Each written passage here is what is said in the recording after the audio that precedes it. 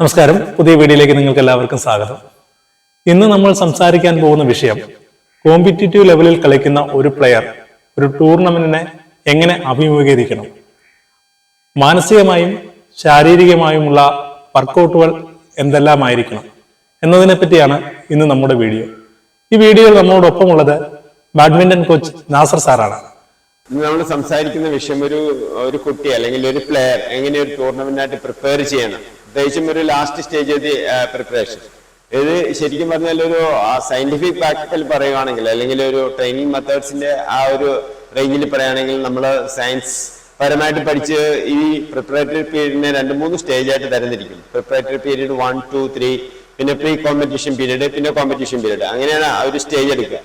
അപ്പൊ ഒരു 1 month preparation ഒക്കെ ആണെങ്കിൽ നമുക്ക് പറയാം ഒരു ലാസ്റ്റ് 2 weeks എത്തുന്നതിന് തൊട്ട് മുമ്പേ, 1 fortnight എത്തുന്നതിന് തൊട്ട് മുമ്പേ നമ്മൾ ജനറൽ ആയിട്ടുള്ള ഫിറ്റ്നസിലൊക്കെ കൂടുതൽ ഇമ്പോർട്ടൻസ് കൊടുക്കുകയും റെഗുലറായിട്ട് കുട്ടി സ്ട്രോക്സും സ്കില്ലും ഒക്കെ പ്രാക്ടീസ് ചെയ്യും. ഒരു മോർണിംഗ് എല്ലാ ദിവസവും ആസ് യൂഷ്വൽ ജനറൽ ഫിറ്റ്നസ്, ഓരോ ദിവസവും ഓരോ physical quality, speed, strength, endurance, agility, speed, endurance, അങ്ങനെയുള്ള ക്വാളിറ്റീസ് ഒക്കെ ഡെവലപ്പ് ചെയ്യുന്ന റെഗുലറായിട്ട്.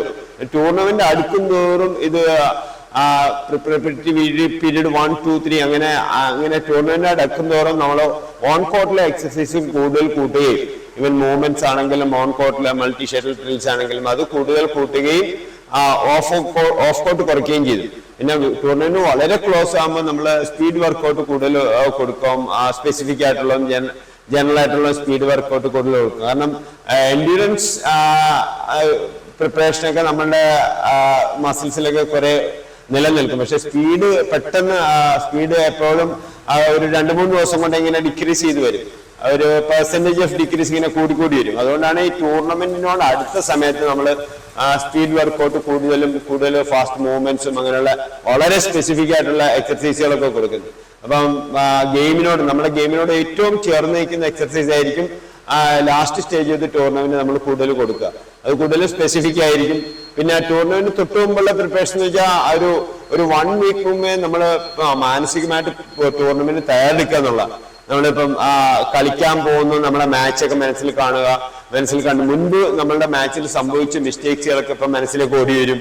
അപ്പൊ ക്രൂഷ്യൽ ടൈമിൽ നമ്മൾ ലാസ്റ്റ് മാച്ചിൽ ഒരു സർവീസ് കൊണ്ട് കളഞ്ഞിട്ടാണെങ്കിൽ അതൊക്കെ പെട്ടെന്ന് പറഞ്ഞു ഇനി നെക്സ്റ്റ് ഈ മാച്ചിൽ ഞാൻ അതൊക്കെ റെക്ടിഫൈ ചെയ്ത് കളിക്കും. ശരിക്കും പറഞ്ഞാൽ ഒരു ഡ്രൈവറുടെ എക്സ്പീരിയൻസ് പോലെ നമുക്ക് ഷെയർ ചെയ്യാൻ പറ്റുന്നു. കാരണം ഒരു ഡ്രൈവർ വണ്ടി ഓടിച്ചുകൊണ്ട് പെട്ടെന്ന് പോകുന്നുണ്ട്, ഒരു കുഴിയിൽ വീഴുന്നു.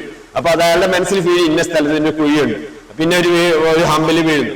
അപ്പം നമ്മൾ ഓടിക്കുന്നുണ്ട്, ആ ഹമ്പ് നമ്മുടെ ഓർമ്മയിൽ വരണം, ആ കുഴി അതുപോലെയാണ് നമ്മൾ ഓരോ സ്റ്റേജിലും വരുത്തിയ ഒരു മിസ്റ്റേക്സ് ഒക്കെ ഇങ്ങനെ ബ്രെയിനിലേക്ക് ഫീഡ് ചെയ്യുക. അത് വീണ്ടും റിപ്പീറ്റ് ചെയ്യായിരിക്കും. Success doesn't consist in never making mistakes but never making the same for the second time. അങ്ങനെയാണ് പറയപ്പെടുന്നത്. മിസ്റ്റേക്സ് വരുത്താതിരിക്കലല്ല വിജയം, അത് മിസ്റ്റേക്സ് ആവർത്തിക്കാതിരിക്കലാണ്. മിസ്റ്റേക്സ് എല്ലാവർക്കും വരും. പക്ഷെ ഒരേ മിസ്റ്റേക്സ് ഇപ്പൊ ഒരു ഗെയിമിൽ, ഒരു മാച്ചിൽ, ഒരു ഫൈനലിൽ വരുത്തുന്ന അതേ മിസ്റ്റേക്സ് നമ്മൾ വീണ്ടും റിപ്പീറ്റ് ചെയ്താൽ എങ്ങനെയുണ്ടാവും?